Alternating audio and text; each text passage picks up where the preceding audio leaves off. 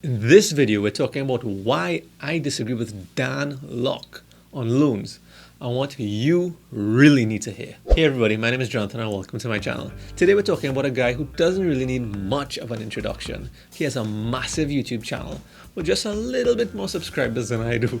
But he's mainly known for his HTC movement, the high ticket closer movement. He recently did a video on loans from his Boss in a Bentley series. You know, the one when he's driving in the back of the Bentley and he responds to questions from subscribers. Now I'll be addressing a couple of the main points that he made, giving my take, and if you don't agree, feel free to let me know in the comments down below. So someone asked, Dan, should I start a business with a loan? And he responded, only a moron starts a business on a loan. Now I have a bit of a problem with that. Here's why. Because it's what I did.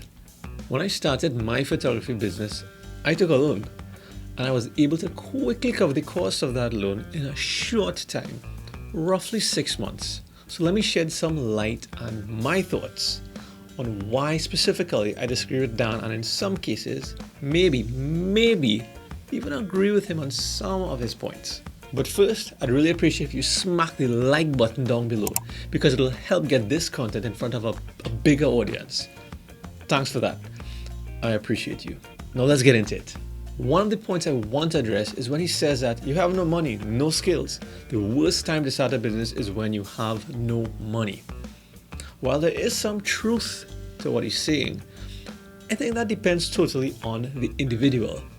I remember when I was having a really hard time covering my basic expenses, and I was really willing to take on any client, like anybody who needed what I had to offer, or even close to what I had to offer. I found myself even negotiating to their terms, just so that they'll say, okay, so they'll become my client. Because I needed that money at the time, at the end of the month. Now I can totally relate in that if I didn't have to worry about me and my family, I may not have even taken on a client like that. One who was trying to lowball me, asking for a ton of things at the cheapest price. Those clients are usually the most problematic, the most headache. They're the ones that you don't really need, especially since you might be already stressed out. Now you're going to be stressed out with money and the clients. So in that light, if you're that type of person, then starting a business without money can affect your decisions if you don't have your head properly screwed on and know what's actually happening and what you're getting into. But if you have the ability to not let your current depressing situation to not cloud your judgment, whether that means figuring it out on your own or getting advice from somebody experienced, then go for it. The next thing is that he mentions a scenario when he had no skills. When you have no skills, how much of a problem it can be to start a business with a loan. To be honest, when he phrases it that way, I kind of agree with him. Why would anybody want to start a business without skills? Maybe that should have been the title of his video. Anyway, let's think about that for a second, right? Somebody starting a business on a loan, no skills, they don't know what they're doing, but they think that they have a good business idea.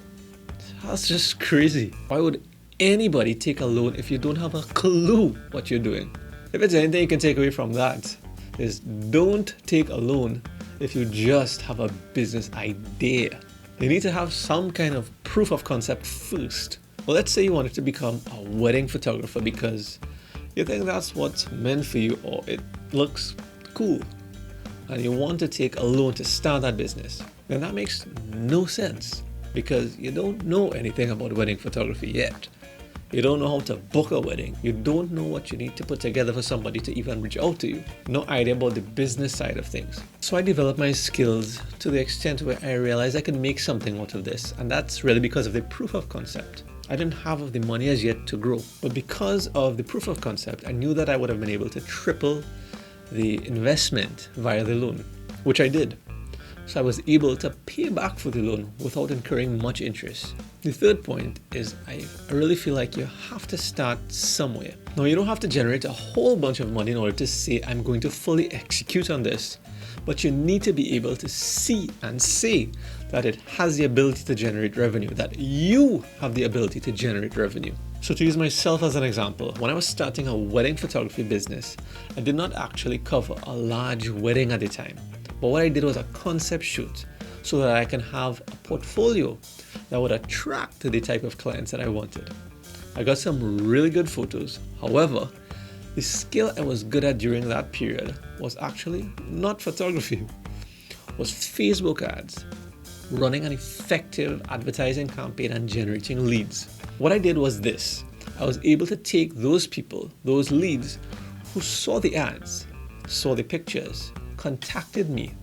We had a face-to-face meeting and then they wanted to book me for their wedding, and they did. But in order to book me, we didn't proceed with just a verbal commitment, but a written contract whereby they made a small down payment of 10% of the total contract cost and signed the contract, making it legal. Okay, I know you're probably saying that I didn't actually get money, but I kind of did. I got the down payment for all of those weddings. The contract that was legally binding was signed. What was the worst that could happen? All of the clients cancelled? Highly unlikely. Even if one or two did, the down payment is still mine. It's not like I have to give it back. I was paid for my time and holding the date. Yes, it was still a risk, sure, but things happen when you take a risk rather than just taking the easy way out and nothing happens. Anyway, so getting the contract signed and the down payments, what this did is that it made me realize that people are willing to pay me good money to cover their wedding, that I can really be on to something here. They are not concerned about what gear I have, what camera equipment I'm going to be using. But what I do know is that I have an opportunity here to have these weddings in my portfolio using the most suitable high-end equipment that will truly help get me the best result possible.